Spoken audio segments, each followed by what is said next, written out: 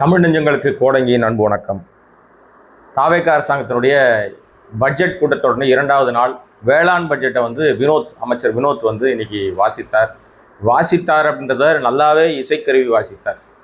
ஆமாங்க, நல்லாவே ஜால்ரா அடிச்சு தான் ஆரம்பித்தார் பட்ஜெட்டை. ஒரு அமைச்சர் பட்ஜெட் வாசிக்கும் போது அவங்க முதலமைச்சரை பாராட்டுவதோ இல்லை புகழ்வதோ தப்பு இல்லை. அது ஒரு அளவுக்குள்ளே தான் இருக்கணும், ஒரு வரம்புக்குள்ளே, ஒரு கட்டுக்குள்ளே இருக்கணும்னு சொல்லுவாங்கல்ல, அந்த மாதிரி ஒரு வரம்புக்குள்ளே தான் இருக்கணும். பட்ஜெட்டை வாசிக்கல, அதுக்கு முன்னாடியே புகழுரைன்னு ஒரு 10 பக்கத்துக்கு எழுதி வந்துட்டார். எவனோ மண்டபத்தால் எழுதி கொடுத்ததை படிக்கிறார் போல இருக்கு. அதை அப்படி புகழ்ந்து தள்ள ஆரம்பிச்ச உடனே உட்கார்ந்துருக்க அந்த கட்சியை சேர்ந்த தாவேக்காவை சேர்ந்தவர்களுக்கே உட்கார முடியாமல் நெளிய ஆரம்பிச்சாங்க.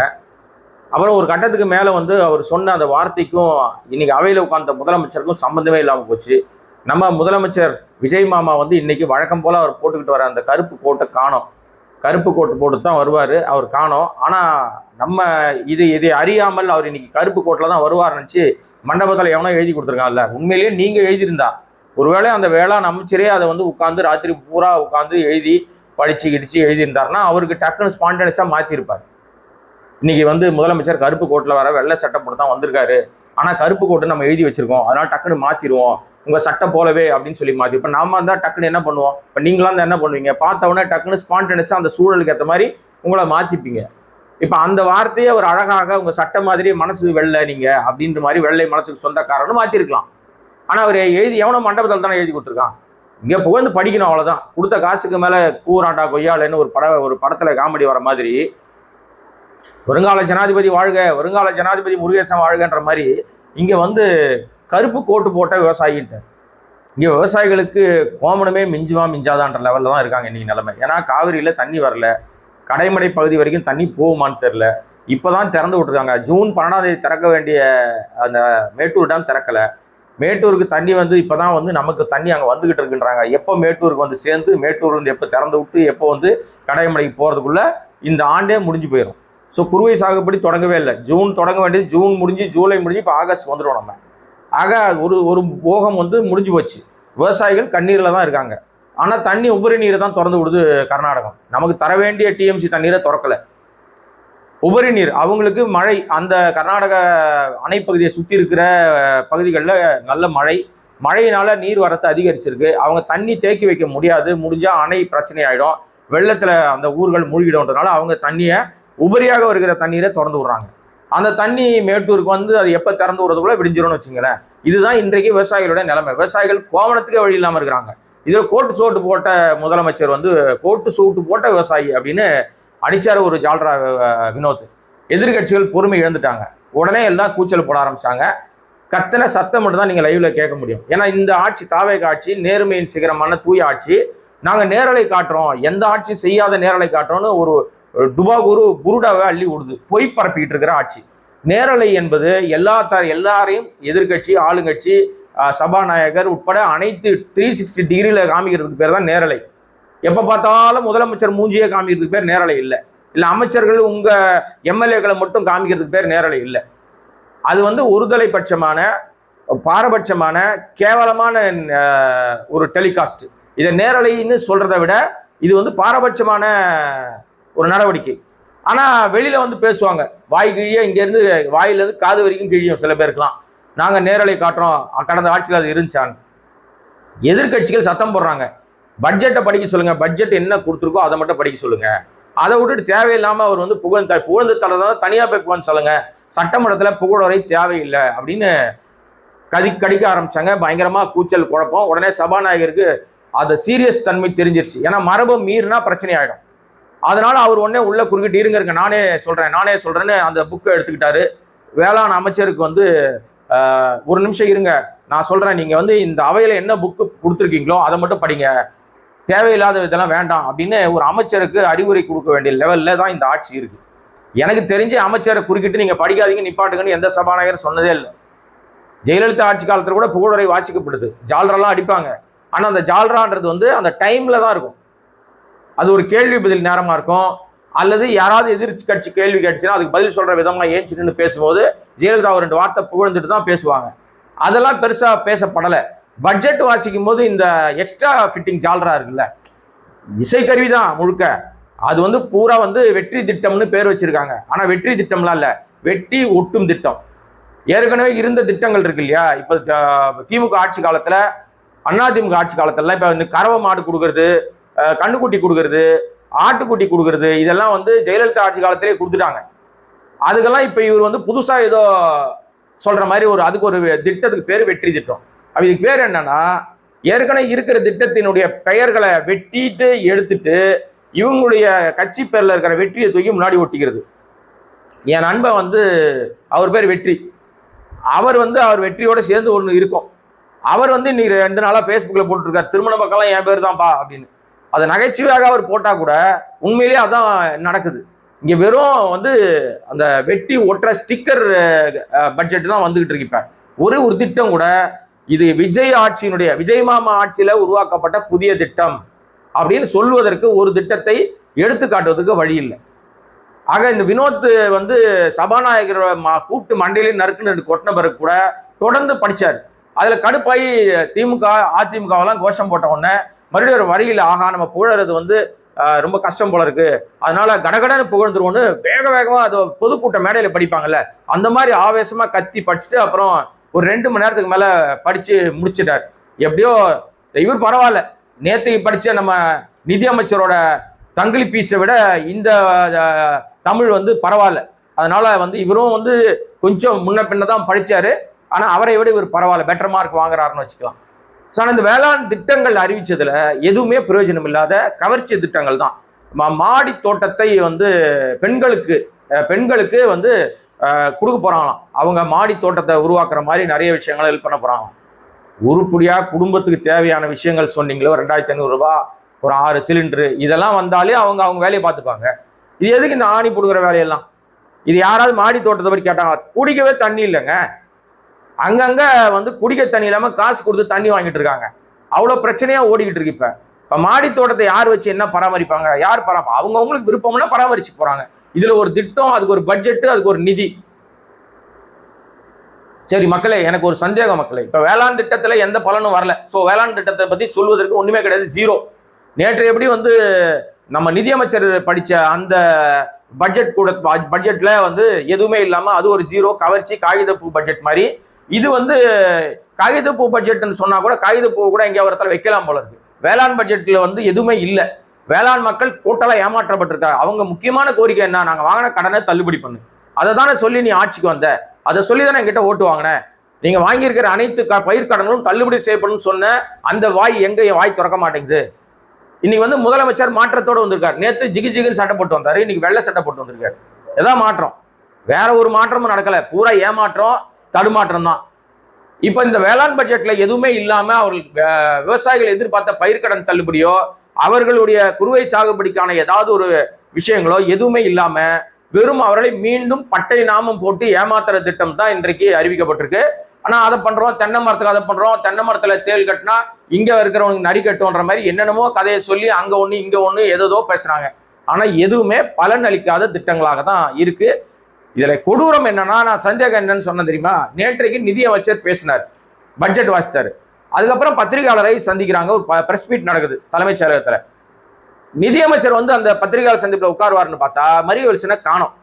அதுக்கு பதிலாக அந்த துறை செயலாளர் இருக்கார்ல, நிதித்துறை செயலாளர் உட்கார்ந்துருக்காரு.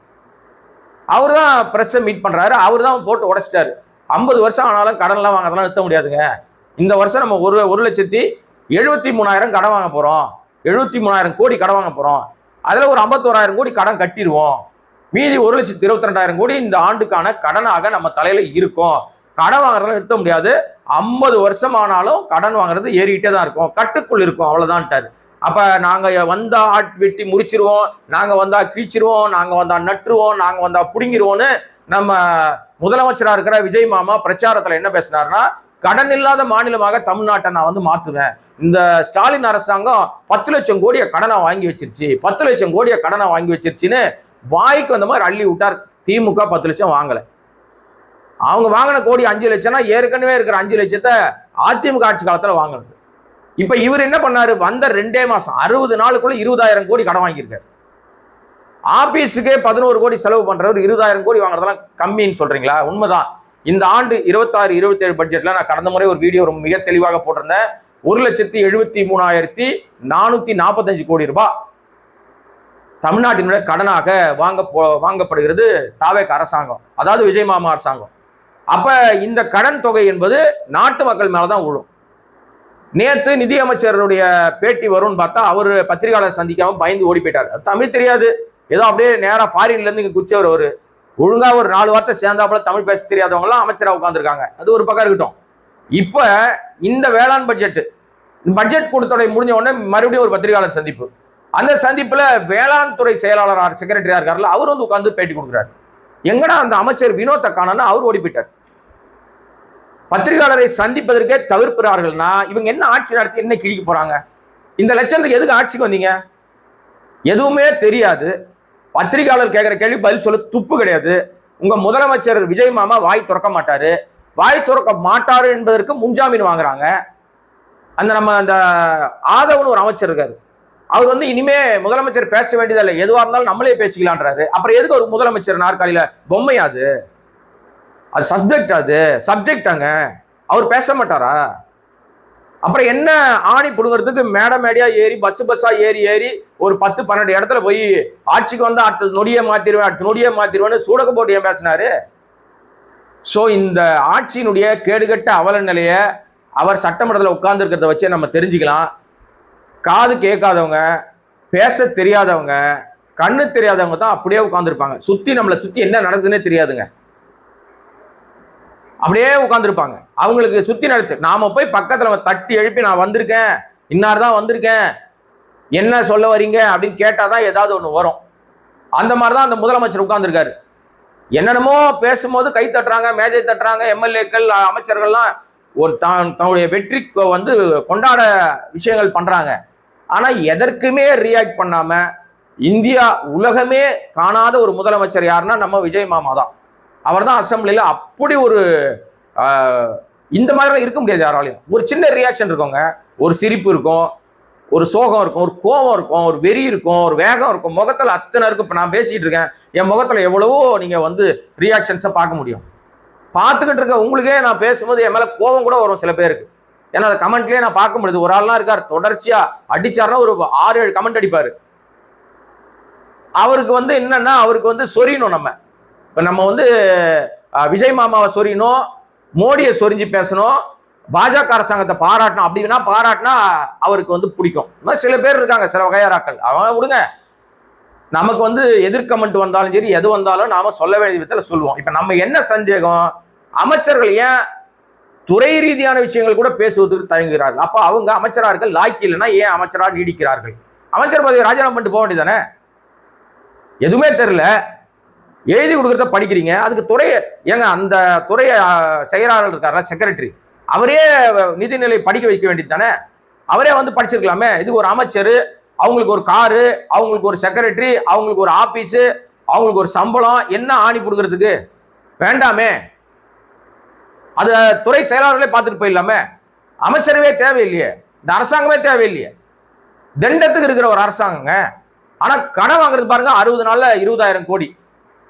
எவன் விட்டு அப்ப விட்டு காசு எடுத்து செலவு பண்ணிட்டு இருக்காங்கன்னு தெரியல. கக்கூஸ் தரப்புழாவுக்கு பல லட்சம் செலவு. போன ஆட்சி காலத்துல கட்டின கக்கூஸ், அது கூட இவங்க ஆட்சியில கூட கட்டல. திமுக ஆட்சி காலத்துல கட்டின கக்கூசுக்கு ஒரு 3 அமைச்சர் போய் திறந்து வைக்கிறாங்க. எங்க போய் முடிய போகுதுன்னு தெரியல. சோ எனிவே இன்றைக்கு வேளாண் பட்ஜெட்டும் பயங்கரமா கேலி கூத்தோடு தான் முடிஞ்சிருக்குது. எந்த விதத்திலும் பலனளிக்காத பட்ஜெட் இது. விவசாயிகளை ஏமாற்றுகிற பட்ஜெட் இது. வந்து நேற்றைய பட்ஜெட் வந்து காகித பூ பட்ஜெட்னா, இதுல காதில் வைக்கிற பூ பட்ஜெட். காதல பூ வச்சிருக்காங்க, விவசாயிகளுடைய காதுல பூ வச்சுட்டு கோட்டு சூட்டு போட்ட விவசாயி. இங்க ஒரிஜினல் விவசாயி கோவணத்தையே பறி கொடுத்துட்டு உட்கார்ந்துருக்கான். மானம் போச்சுன்னு உட்கார்ந்துருக்கான், மரியாதை போச்சுன்னு உட்கார்ந்துருக்கான், வாழ்வாதாரம் போச்சுன்னு உட்கார்ந்துருக்கான். அடுத்தவளை சாப்பாட்டுக்கு என்ன பண்றதுன்னு தெரியாம உட்கார்ந்துருக்கான். கடன் சுமை அவன் மேல அழுத்துது. பல விவசாயிகள் தற்கொலைக்கு இப்ப முயற்சி எடுக்கிற லெவலுக்கு போயிட்டு இருக்கிறாங்க. வாய் சொல்லில் வீரரடி முக்கியம் இல்ல, செயல்ல இருக்கணும். பிரேமலதா விஜயகாந்த் அதை தான் சொல்லியிருக்காங்க. பேசுறதெல்லாம் பெருசு இல்லைங்க, இந்த ஆட்சிக்கு என்னங்க மார்க் கொடுப்பீங்கன்னு கேட்குறாங்க. மார்க் எல்லாம் கிடையாதுங்க, செயல் இருக்கு. வெறும் படிச்சிருக்காங்க, அது வந்து சொல்லில் இருக்கிறது. செயல்ல எப்ப காட்டுவீங்க அப்ப சொல்லுங்க, நான் மார்க் கொடுக்குறேன்ட்டாங்க. இந்த ஒரு வார்த்தை போதும், காலில் போட்டு கட்டி அடிக்காத குறை தான் அது. ஆனா நீங்க எடப்பாடி கிட்ட போய் மார்க் கட்டிங்களா 0 கொடுக்குறாரு. எடப்பாடினோன்னா ஒரு ஞாபகம், ஒரு காமெடி கூத்து நடந்துச்சு. ஏற்கனவே திமுக ஆட்சி காலத்தில் அந்த கூத்தை பண்ணாரு. இப்போ மறுபடியும் அதே கூத்தை பண்ணிட்டாரு. இப்போ நீங்க வந்து கேட் நம்பர் 4 நினைக்கிறாரு, பத்திரிகையாளர்கள்லாம் உள்ளாத எம்எல்ஏக்கெல்லாம் உள்ள போற வழி இருக்கு, அங்கதான் வந்து எதிர்கட்சி தலைவருடைய வாகனம் நிற்கும். அதுக்கு முன்னாடி எடப்பாடியோட வாகனம் நிற்கும். அவர் எதிர்கட்சி தலைவராக போன முறை இருந்தப்போ உதயநிதி வாகனம், அதுக்கு முன்னாடி துணை முதல்வர் வாகனம் அங்கே நின்றுச்சு. என்ன பண்ணிட்டாருன்னா, திமுக ஆட்சி காலத்துல உதயநிதி வாகனத்துல போய் ஏற போயிட்டார் கார்ல. உடனே ஐயா இது உதயநிதி வாகனங்க, உங்க வாகனம் பின்னாடி இருக்கணும்னா அப்புறம் மாறி ஏறி போனாருன்னு வச்சுங்களேன். அதே காமெடி கூத்த இன்னைக்கும் பண்ணிட்டார். இன்னைக்கு அதே மாதிரி வந்த உடனே பேசிக்கிட்டே வந்தவர் போய் உதயநிதி காரை திறக்க ஆரம்பிச்சிட்டாரு. அப்புறம் ஐயா இது நம்ம வண்டியில், நம்ம வண்டி முன்னாடி இருக்குன பிறகு மாறி போய் ஏறினார். ஆக மொத்தம் வந்து சிந்தனையோடு இருக்கிறவர்கள் எந்த கார் ஏறி, இப்ப கார் ஏறினா எங்க போவோம்? அந்த காரு நேரம் அறிவாலயம் தான் போவோம். எடப்பாடி அறிவாலயத்துக்கு போகிறாருன்னா நியூஸ் போட முடியும். ஸோ இதெல்லாம் அங்கே சின்ன சின்ன ஹியூமர்ஸ் எல்லாம் நடக்க தான் செய்யும். பட் என்னன்னா, ஒட்டுமொத்தமாக இன்றைக்கு வேளாண் பட்ஜெட் என்பது இது வந்து காதில் பூ வைக்கிற பட்ஜெட். இதை வந்து எதிர்க்கும் விதமாக திமுகவை சேர்ந்தவர்கள் கருப்பு சட்டை போட்டுக்கிட்டு அவங்க பட்ஜெட் கொடுத்துருக்கு வந்தாங்க. வெளியில வந்து வழக்கம் போல அவருக்கே உரிய பாணியில ஒரு கதகளி ஆடிட்டு போயிருக்காரு உதயநிதி ஸ்டாலின். அவர் என்ன பேசுறாருன்னு தான் நான் இன்னொரு வீடியோவில் நான் பேசுறேன். மக்களே, நம்முடைய வீடியோவை சப்ஸ்கிரைப் பண்ணாம பார்த்துட்டு மக்களே சப்ஸ்கிரைப் பண்ணுங்க, சப்போர்ட் பண்ணுங்க. உங்களுடைய கருத்துக்களை கமெண்ட்டுகளா போடுங்க. நன்றி, வணக்கம்.